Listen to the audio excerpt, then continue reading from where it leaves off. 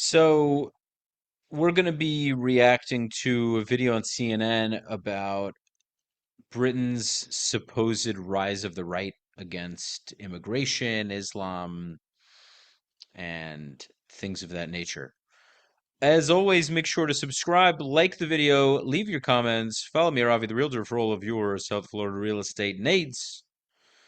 And you can support the channel by going to the Buy Me a Coffee link in the description.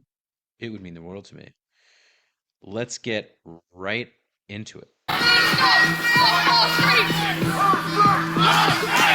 Let's take our country back! There is a magma chamber of anger sat underneath British society right now. Britain's been shifting to the right. I've spent the past few months trying to understand what's happening in this country. No one speak to the media here.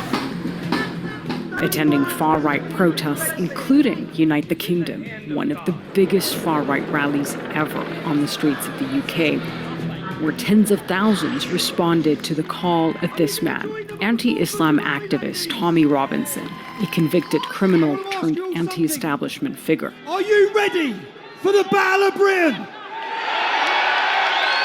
But it's not just on the streets, and it's not just the extreme right that's on the up. The populist right-wing party Reform UK, led by longtime Trump ally Nigel Farage, made massive gains in local elections in May. This rightward shift isn't one single movement. The different groups represent different shades of right-wing politics, but they all seem to be feeding off of a divided Britain. At the heart of those divisions is the issue of migration.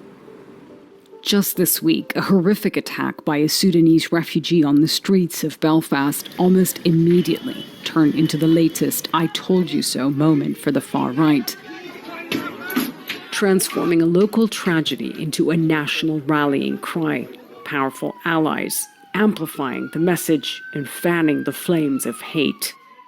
People in Britain are angry. Joe Mulhall infiltrated far-right groups, undercover here in the UK and in the US. He's one of the UK's top experts on these movements. You know, if you look at the way that people's lives have been, lack of jobs, houses, schools, hospitals, stagnated wages, living standards going down or stagnating for years and years, and they feel that mainstream political parties have not met their material needs. What the far right are really good at is going to those people and they turn up and they say, you're right to be angry, and they give them a scapegoat and they say it's because someone has come to this country and taken it from you. They're really good at redirecting people's anger from where it should be directed. I've seen exactly what Joe's talking about. There have been hundreds of protests across the country over the past year, according to activists tracking far-right movements. It's mostly been about migration and how consecutive governments have dealt with this issue. And with the center-left Labour Party back in power for the first time in 2 decades, the far-right senses conditions are ripe for a resurgence. It's in tight-knit communities like this one, in the sleepy market town of Faversham outside London, where we saw it all play out late last year. Walking through town with a protest organized by a far-right activist, you see those divisions and feel the anger. Hey. Don't touch me. Shame on you. Shame on me. You die. Right now, they're marching towards this facility where unaccompanied minors, asylum seekers, have been housed in this town. They're a loud crowd, but it's clear they're more noise than numbers. And you do see locals coming out to confront them. No hate, no fear.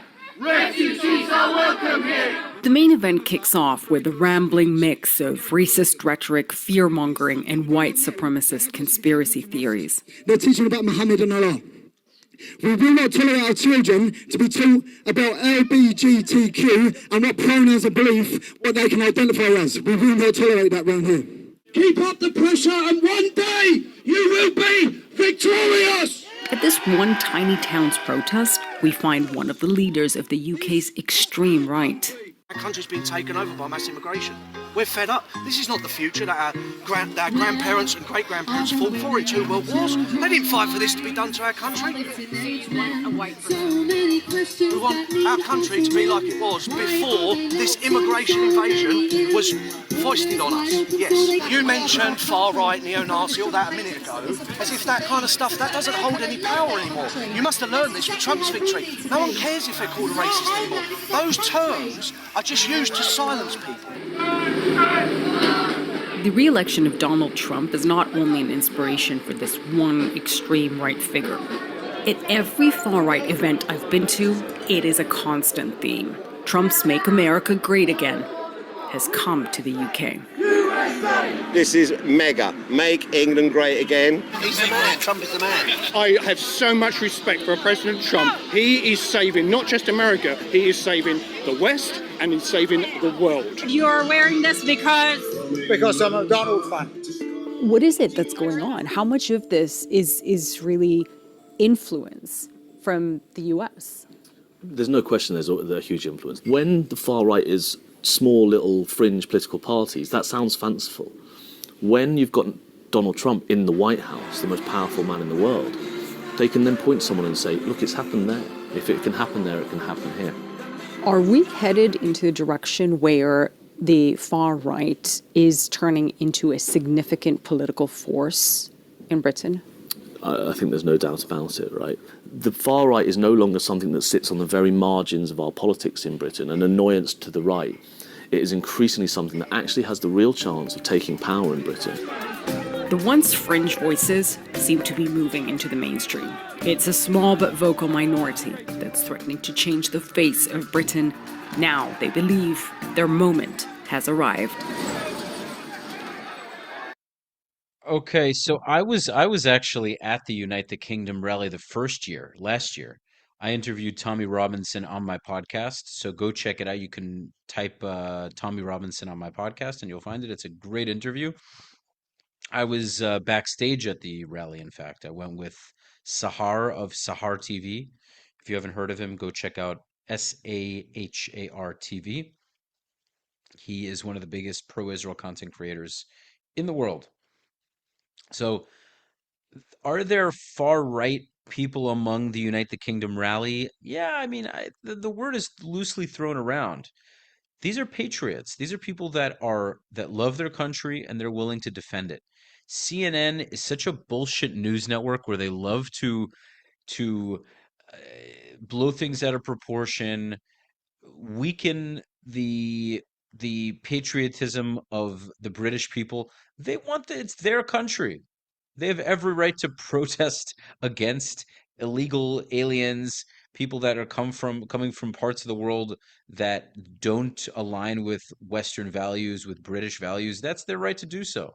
And the fact of the matter is multiculturalism is not a good strategy. It can work to an extent if the people from other countries are genuinely willing to integrate and to respect the law, the values, and the culture of the land that they're coming to. If they're not willing to do that, they should get the fuck out.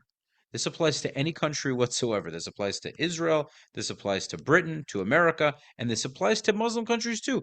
If other people are coming to Muslim countries trying to change the ways of that country, they should also leave. But Muslim countries don't tolerate that sort of thing. They have a zero tolerance policy for people.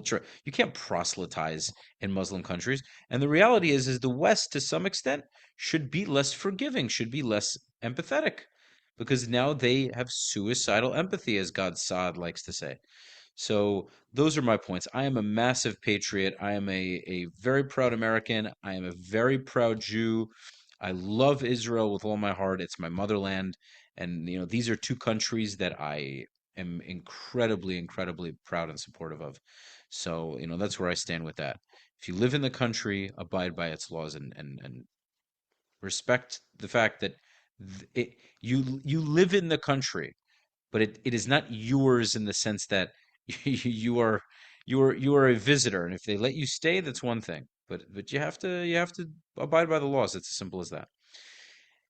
Ladies and gents, thank you as always for watching this video. Make sure to leave your comments, give the video a like, subscribe to the channel if you haven't subscribed.